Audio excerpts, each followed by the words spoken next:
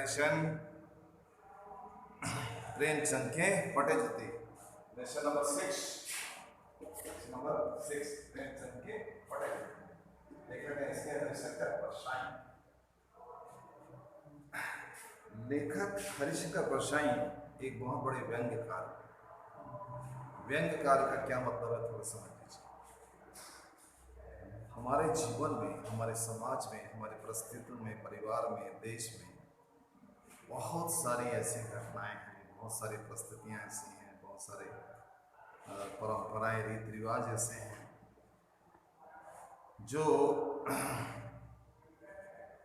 जिन पर हंसी आती है, जिनको देखकर दुख भी होता है, जिनको देखकर बहुत सारी मन में भाव और विचार पैदा होते हैं।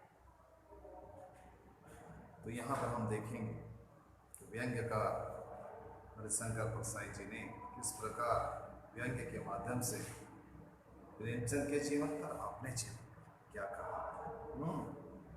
तो प्रेमचंद कौन थे? प्रेमचंद हिंदी साहित्य के एक महान लेखक थे। प्रेमचंद हिंदी साहित्य के एक महान लेखक थे, कहानीकार थे, उपन्यासकार थे। उन्होंने अपने जीवन में 300 कहानियां लिखी और सारी कहानियां बहुत अच्छी, उच्च श्रेणी, उत्तम कहानी, सर्वश्रेष्ठ कहानी। उन्होंने मनोरंजन के हिसाब से कहानियां नहीं लिखी। प्रेमचंद ने की कहानी में जीवन और जगत की सच्चाई। प्रेमचंद की कहानियों में एक मैसेज है। प्रेमचंद की कहानियां हमारे समाज पर व्यंग है, समाज में जो व्यवस्थाएं हैं उन पर व्यंग है, समाज के जो नियम कानून उस पर व्यंग है, मनुष्य जीवन पर बहुत सारे व्यंग हैं। तो जो विसंगतियां हम समाज में देखते हैं उनको देखकर बहुत प्रभावित हुए। तो एक महान कथाकार, उनको उपन्यास सम्राट भी बोलते हैं। उन्होंने अपने जीवन में 9-10 उपन्यास लिखे, मोटे मोटे उपन्यास लिखे हैं जिन्होंने बहुत सारी समस्याओं को उठाया है। उनका सबसे सर्वश्रेष्ठ उपन्यास है गोदान। आपको कभी गोदान उपन्यास मिले तो जरूर पढ़ो, बहुत अच्छा उपन्यास, ग्रामीण जीवन पर आधारित उपन्यास, बहुत अच्छा, पढ़ने योग्य, पठनीय। तो प्रेमचंद का जन्म गरीबी में हुआ था। बाल्य अवस्था में एक माँ गुजर गई थी। देखो, बचपन में यदि माँ चली जाए, बचपन में यदि माँ छोड़कर इस संसार से चली जाए तो पीछे बच्ची की क्या दुर्दशा होती है, ये प्रेमचंद के जीवन से हम अच्छी तरह समझ सकते हैं। माँ का हमारे जीवन में बहुत महत्वपूर्ण रोल होता है। माँ के जैसा दुनिया में और कोई नहीं। संसार में बहुत सौभाग्यशाली लोग हैं जिनके पास माँ, और संसार में बहुत सारे दुर्भाग्यशाली व्यक्ति भी हैं जिनके पास माँ नहीं। माँ अर्थात ठंडी छां। जीवन में माँ अपने बच्चे के लिए जो करती है वो और कोई नहीं कर सकता। माँ बेटे का जो रिश्ता है वो सर्वोपरि है। तो माँ का महत्व वो लोग जानते हैं जिनके पास माँ नहीं है। तो बचपन में ही माँ गुजर गई, बचपन में ही पिताजी भी गुजरे। दुर्भाग्य से जो जीवन साथी मिला वो भी अपात्र था, जिसके साथ जीवन गुजारना बहुत मुश्किल है। पुराने समय में बचपन में शादियां हो जाती, शादी का अर्थ भी नहीं जानते थे, शादियां हो जाती। तो जीवन साथी योग्य है, अयोग्य है, अच्छा है, बुरा है, ये भी पता नहीं, अबोध होते थे बच्चे। लेकिन बाद में जब साथ साथ रहते हैं तब पता चलता है सब। तो प्रेमचंद का विवाह एक बहुत ही कपड़ महिला के साथ हुआ था। बाद में फिर उन्होंने उनको छोड़ दिया और एक पढ़ी लिखी महिला शिवरानी देवी के साथ। तो बचपन में ही घर की जिम्मेदारी इनके ऊपर आ गई, पढ़ाई भी करनी थी। बचपन का सुख उन्होंने ज़्यादा नहीं था क्योंकि घर की जिम्मेदारियों ने बचपन के सारे सुख छीन लिए थे। बड़ी मुश्किल से मैट्रिक पास किया, बड़ी मुश्किल से फिर प्राइवेट में बीए पास किया। तो संघर्ष, जीवन चलाने के बचपन से ही संघर्ष करते हैं। बहुत बड़े बड़े अंग्रेजों का जमाना था, आज़ादी की लड़ाई चल रही थी, आज़ादी के विषय पर लिखना गुनाह था, और हम भारतीयों के अंदर देश प्रेम की भावना कूट कूट कर भरी हुई थी। देश को आज़ाद करने के लिए हर हिंदुस्तानी संघर्ष कर रहा था। हमारे लेखक कवि लोग भी अपनी कविता और लेख के माध्यम से, कहानियों के माध्यम से लोगों के अंदर देशभक्ति की भावना को जगा रहे थे। प्रेमचंद भी गांधी जी से प्रभावित होकर स्वदेश को आज़ाद कराने के लिए संघर्ष, सरकारी नौकरी भी, फिर देश को आज़ाद करने के लिए सरकारी नौकरी का त्याग भी कर दिया। जीवन पर्यंत सादगी में रहे, जीवन भर दुखों को, गरीबी में जन्म हुआ, अभाव में पालन पोषण, कष्टों में, अभाव में, मुसीबतों में, कठिनाइयों में पालन पोषण, जिंदगी भर संघर्ष करते रहे और बीमारी में मौत हो। इससे बड़ा दुर्भाग्य सभी हो गया। दुनिया का सबसे बड़ा लेखक के जीवन की ट्रेजेडी को देखें, अभाव में, दुनिया को इतना कुछ देने वाला खुद के जीवन में अभाव, गरीबी, बाधाएं हो सकते हैं, कठिनाइयां और कुछ, लेकिन हिम्मत थी, साहस था। हर परिस्थितियों को, हर बाधाओं को ठोकर मारते हुए आगे बढ़े। साहस बहुत बड़ी चीज है। साहस के बलबूते पर हम संसार की हर चुनौती का सामना कर सकते हैं, हर मुसीबत का मुकाबला कर सकते हैं। प्रेमचंद ने ऐसा ही, तो बहुत बड़ा योगदान है हिंदी साहित्य और दुनिया के जाने माने लेखकों में। एक उनके जीवन की एक झांकी यहाँ पर प्रस्तुत है। तो आओ थोड़ा सा उनके जीवन के बारे में थोड़ा जाने, उसके बाद फिर आपको हम इस लेशन के बारे में बताएं। तो प्रेमचंद फटे जूते, प्रेमचंद के फटे जूते मतलब प्रेमचंद के फटे जूते के बारे में ही कहा। दुनिया का सबसे बड़ा महान लेखक के पास अच्छे जूते पहनने के लिए फटे हुए जूते, और उनको फटे जूते पहनने में गर्व अनुभव हो रहा है, कोई शर्मिंदगी अनुभव नहीं हो रही, क्योंकि वो दुनिया को कुछ दिखाना नहीं चाहते, दिखावा जिंदगी में नहीं करना चाहते। हम जैसे हैं वैसा ही दुनिया हमको देखे, अपने अभाव को छिपाना वो नहीं जानते।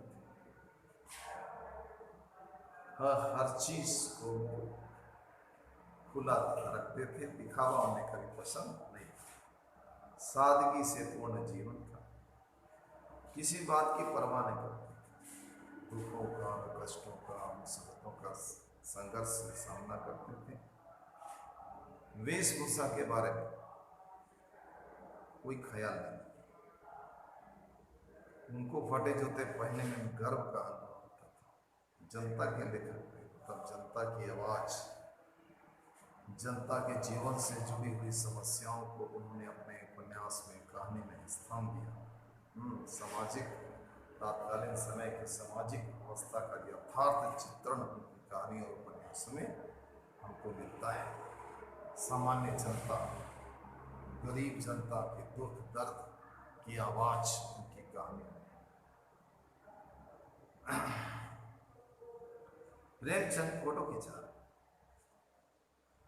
लेकिन ज्यादा समय लगा। क्यों? क्योंकि वही फोटो खींचने वाला उनको स्माइल प्लीज बोल रहा है, मुस्कुराइए। और जीवन में मुस्कान होगी तो मुस्कुराएगा ना। जिसके जीवन में कोई मुस्कान ही नहीं, कोई खुशी नहीं है, तो उसको तो मुस्कुराने में वक्त लगेगा ना भाई।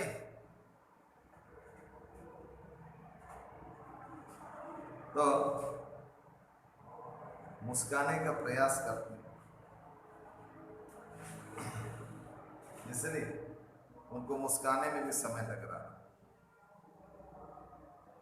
लेखक की नज़र, लेखक हरिशंकर परसाई की नज़र प्रेमचंद की फोटो पर, एक फोटो है उनके पास जिसमें वो अपनी पत्नी के साथ फोटो खींचा, पत्नी के आग्रह पर खींचा।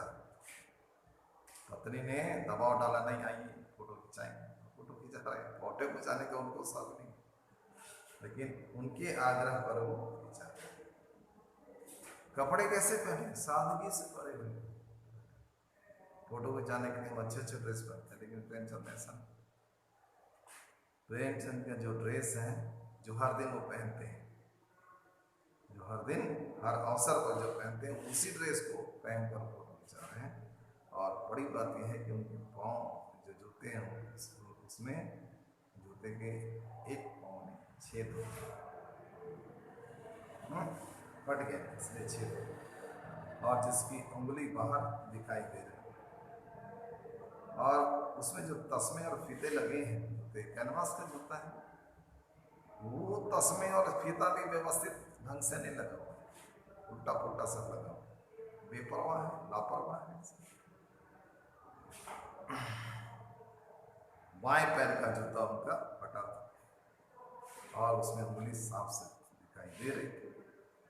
फोटो देखते देखते लेखक की नज़र उससे पर पड़ गई। वो हैरान हो गए, अरे फोटो खिंचाते समय फटा जूता था, किसी से मांग लेते, फोटो खिंचाने के लिए लोग क्या नहीं मांगते हैं?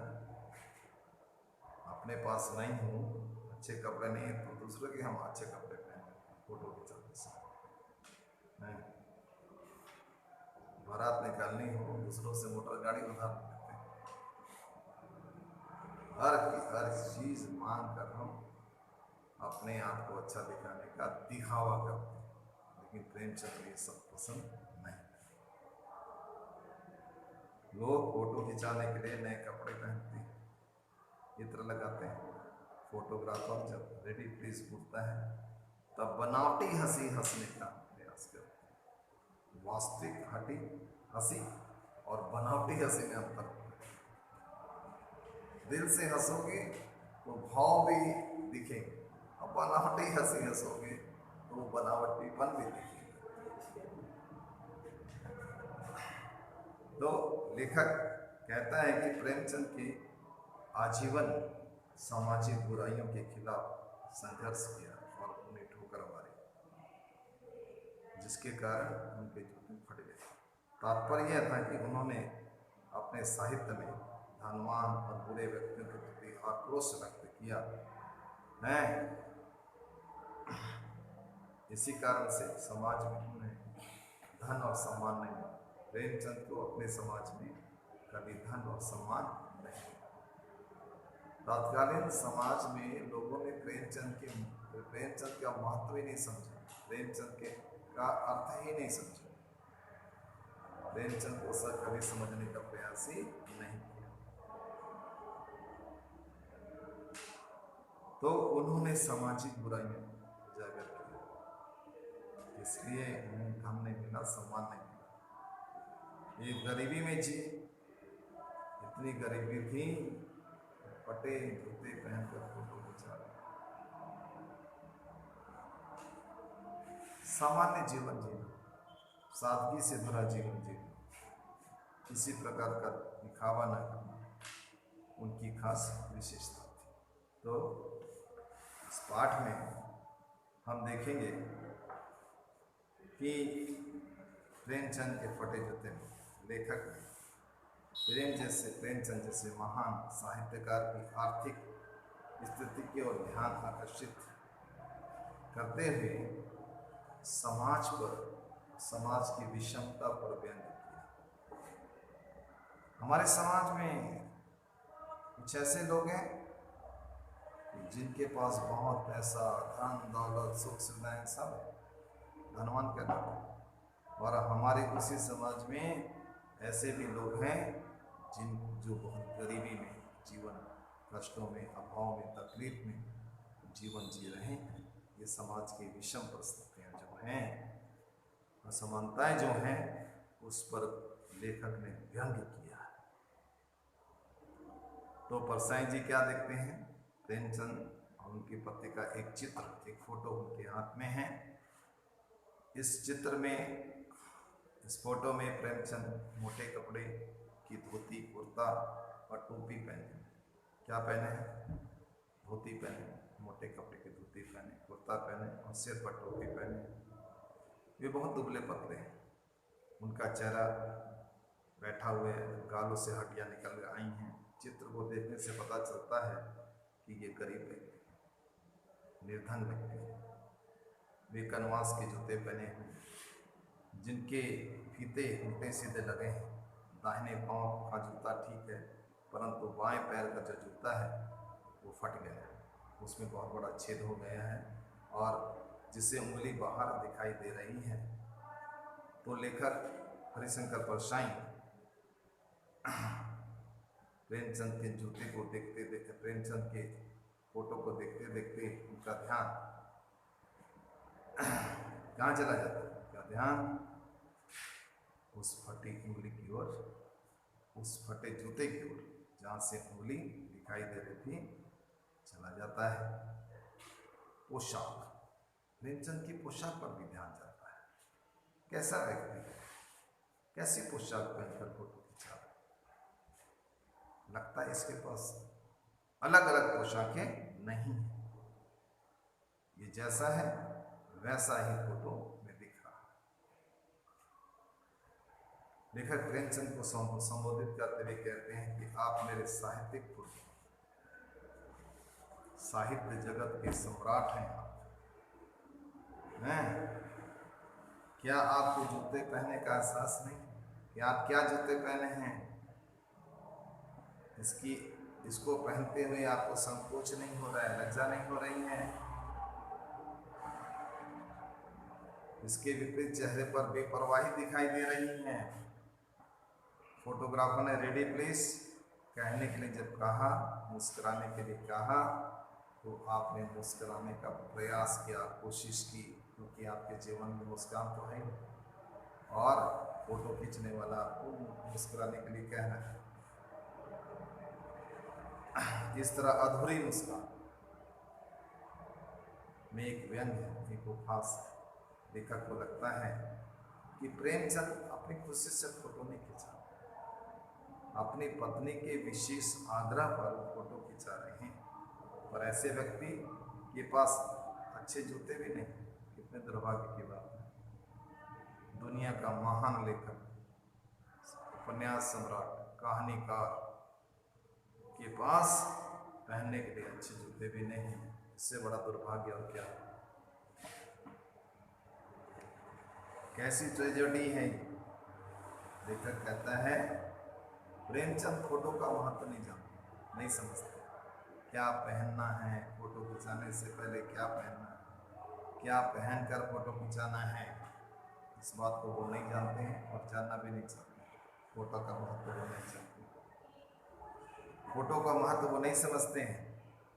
अगर समझते तो किसी का भी उधार जूता मांग सकते थे, अच्छे कपड़े मांग से पहन सकते थे।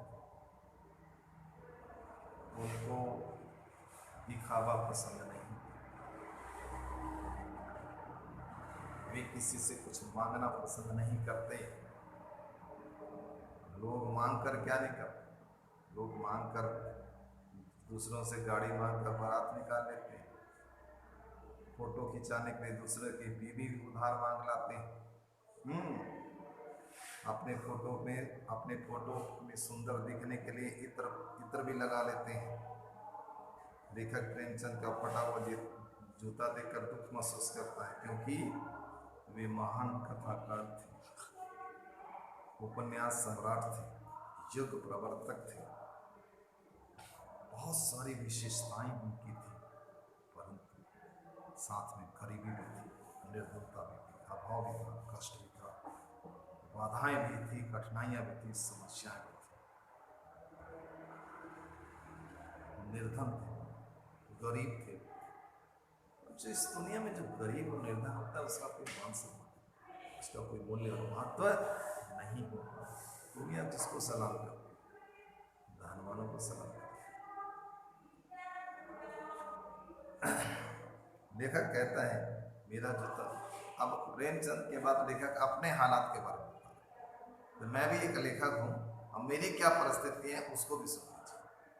लेखक कहता है मेरा जूता भी बहुत अच्छा है, प्रेमचंद के जैसा मेरा जूता भी अच्छा नहीं है। ऊपर से तो ठीक दिखाई देता है, परंतु उसका जो तल्ला है, निचला भाग है, वो खिस गया है और चलते समय उसका अंगूठा जमीन से रगड़ खाकर लहूलुहान हो जाता है।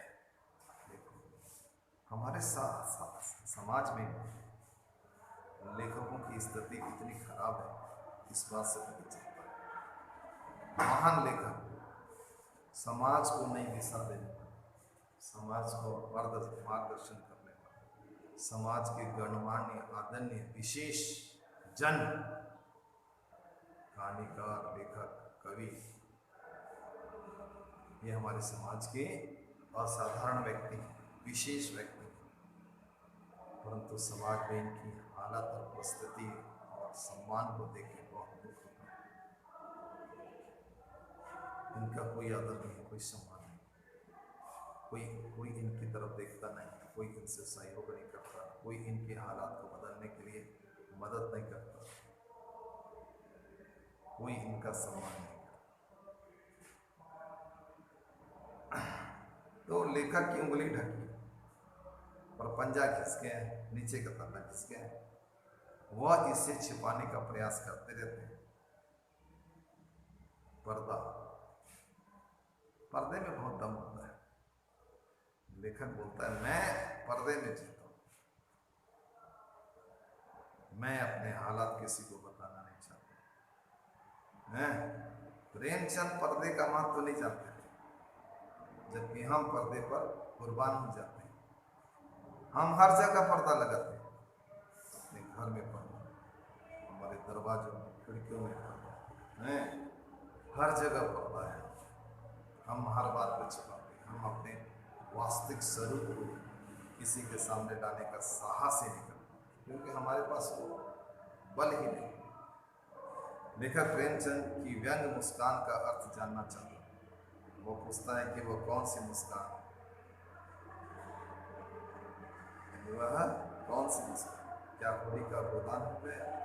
ये प्रेमचंद तो क्या गोदान उपन्यास का होली बन गया है क्या हल्कू खेत नील गाय चर गई, या डॉक्टर के क्लब छोड़कर न जाने से सुजान भगत का लड़का मर गया? नहीं, शायद माधव औरत के कफन के पैसों की शराब पी गया, या वही मुस्कान मालूम। इन लोगों से तुमने ये मुस्कान उधार ली है, ऐसा लगता है। गोदान से, होली से मुस्कान उधार ली तुमने, उसकी रात में हल्कू के खेत से तुमने मुस्कान उधार ली, सुजान भगत कहानी के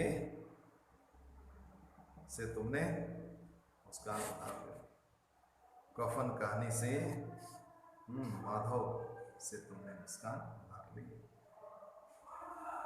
ये कहानियाँ प्रेमचंद की, ये कहानियाँ आप पढ़िए तब आपको अच्छी तरह समझ। कफन कहानी प्रेमचंद के जीवन की सबसे अच्छी कहानी है। इसके अलावा सुजान भगत भी बहुत अच्छी कहानी है। इसके अलावा उसकी रात भी बहुत अच्छी कहानी है। इसके अलावा गोदान उपन्यास भी बहुत अच्छा है। इसको आप पढ़ेंगे तब आपको पता चलेगा कि इन पात्रों में प्रेमचंद का ही रूप है। इन कहानियों में, उपन्यासों में जो नायक हैं, ये होरी वगैरह, ये सब प्रेमचंद हैं।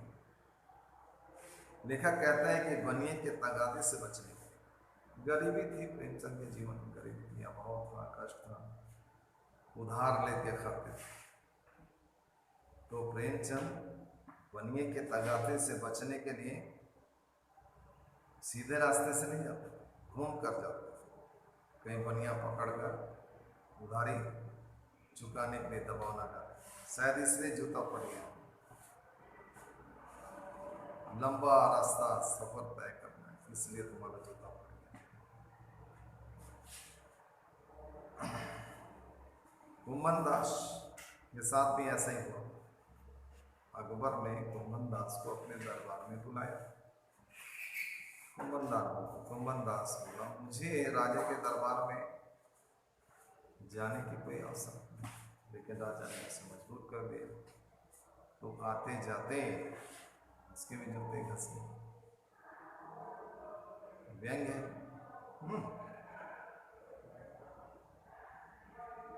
तो सामाजिक बुराइयों को ठोकर मारते हैं। प्रेमचंद का जूता शायद फट गया। धर्म, प्रेमचंद अपने धर्म और नियम के पक्के थे। वे अपने सिद्धांतों पर चलते थे। उन्होंने कभी सब परिस्थितियों से समझौता नहीं किया। उनकी मुस्कान से सारी बातें किसी प्रकार के बंधन को नहीं। अंत में लेखक मानते हैं कि प्रेमचंद की उंगली किसी घृणित वस्तु की ओर संकेत कर रही है, जिसे उन्होंने ठोकर मार कर अपने जूते से फाड़ दिया। वे उन लोगों पर मुस्कुरा रहे हैं जो अपनी उंगली को ढकने के लिए अपने तलवे घिसते रहते हैं। इस प्रकार हम देखते हैं कि इस कहानी में, प्रेमचंद के टूटे जूते कहानी में, व्यंग्य के माध्यम से हमारे समाज के असली चेहरे को लेखक ने बताया। आपको बुक रीडिंग करना है। बुक रीडिंग कैसे करते हैं? मैं चेहरे की तरफ देखता हूँ। क्या तुम्हें मालूम है मेरे साहित्यिक पुरखी कि तुम्हारा जूता फट गया है और उंगली बाहर दिख रही है? क्या तुम्हें इसका जरा भी एहसास नहीं? जरा लज्जा, संकोच या झेप नहीं? क्या तुम इतना भी नहीं जानते कि धोती को थोड़ा नीचा खींच लेने से उंगली ढक सकती है? मगर फिर भी तुम्हारे चेहरे पर बड़ी बेपरवाही, बड़ा विश्वास। फोटोग्राफर ने जब रेडी प्लीज कहा होगा तब परंपरा के अनुसार तुमने मुस्कान लाने की कोशिश की हो। दर्द के गहरे कुएं के तल में कहीं पड़ी मुस्कान को धीरे धीरे खींचकर तुम ऊपर निकाल रहे होगे कि बीच में ही क्लिक करके फोटोग्राफर ने थैंक यू कह दिया होगा। विचित्र है ये अधूरी मुस्कान। यह मुस्कान नहीं, इसमें उपहास है, व्यंग्य है। टोपी 8 आने में मिल जाती है, पर जूते उस जमाने में 5 रुपए से कम में क्या मिलते होंगे। जूता हमेशा टोपी से कीमती रहा है। अब तो जूते की कीमत और बढ़ गई है और एक जूते पर 25 टोपियां निरचार होती हैं। तुम भी जूते और टोपी के अनुपातिक मूल्य के मारे हुए हैं। यह विडंबना मुझे कितने दिनों से पहले कभी नहीं चुभी जितना आज चुभ रही है, जब मैं तुम्हारा फटा हुआ जूता देख रहा हूँ। तुम महान कथाकार, उपन्यास सम्राट, युग प्रवर्तक, जाने क्या क्या कहलाते थे, मगर फोटो में भी तुम्हारा जूता फटा हुआ है। तो इस प्रकार बुक रीडिंग करके आप हिंदी को अच्छी तरह पढ़ने में कुशल हो सकते हैं। इसके बाद आपको 1 पैराग्राफ, 2 पैराग्राफ हर दिन लिखना है। जो लेसन हम पढ़ा दिए हैं या पढ़ा देते हैं, उनके प्रश्नोत्तर को आपको कॉपी में लिखना है। क्योंकि हम जैसे ही स्कूल खुलेगा, हम आपकी सारी कॉपियाँ देखेंगे, आपने प्रश्नोत्तर लिखाई जाएगी। कोई भी गाइड बुक से, इंटरनेट से आप ये हेल्प ले सकते हैं। NCERT के सारे विषय का प्रश्नोत्तर आपको नेट से मिल जाए, तो कोई कठिनाइयाँ नहीं। आपके पास गाइड बुक है, गाइड बुक से लिखिए। 5 लेसन के प्रश्न, 5 लेसन हमने पढ़ा दिए, 6वां लेसन पढ़ा है, 6वां लेसन तक प्रश्नोत्तर आपको लिखना है। गद्य से, पद्य से भी वैसे हमने जितना पढ़ा दिए हैं उसका प्रश्नोत्तर आप कॉपी में लिखिए। इसके अलावा हमने कृतिका भाग 1 का भी 2 लेसन कम से कम पढ़ा दिया, उसके भी प्रश्नोत्तर लिखने 1 से लेकर 10 तक। संख्या है 1 से 10 से लेकर आपको पढ़ना है, लिखना है, क्योंकि लिखना जरूरी है। लिखने पर नंबर है। आपकी कॉपियाँ जांच होगी, आपने लिखा है तो आपको परीक्षा में नंबर दिया जाएगा। होमवर्क आपने किया करके उसी आधार पर आपको नंबर दिया जाएगा। डिक्टेशन होगा तो डिक्टेशन में आपको अच्छे नंबर लाने हैं। डिक्टेशन में अच्छे नंबर लाने के लिए आपको क्या करना है, रोज एक एक पैराग्राफ लिखना है, देख देख कर लिखिए। तो लिखने का अभ्यास रहेगा तब तो परीक्षा में लिखोगे। पढ़ने बुक रीडिंग करना है तो घर में अभी पढ़ोगे तब तो स्कूल जब खुलेगा तो मेरे सामने अच्छा पढ़ोगे। तो आपके पास अच्छा वक्त है पढ़ने के लिए, लिखने के लिए, प्रश्नोत्तर बनाने के लिए। आप समय का सदुपयोग कीजिए और हमारे साथ चलिए, हमारे साथ बने रहिए।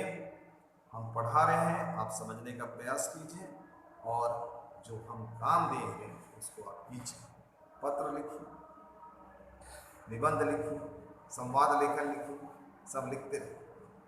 किसी भी विषय पर आप लिख सकते हैं जो करंट में आपको उपयोगी लगता है, लिखिए। लिखना जरूरी है। कुछ महत्वपूर्ण विषय पर हम आपको बताएंगे, उस पर आप लिख सकते हैं। ठीक है, हमारे साथ बने रहिए।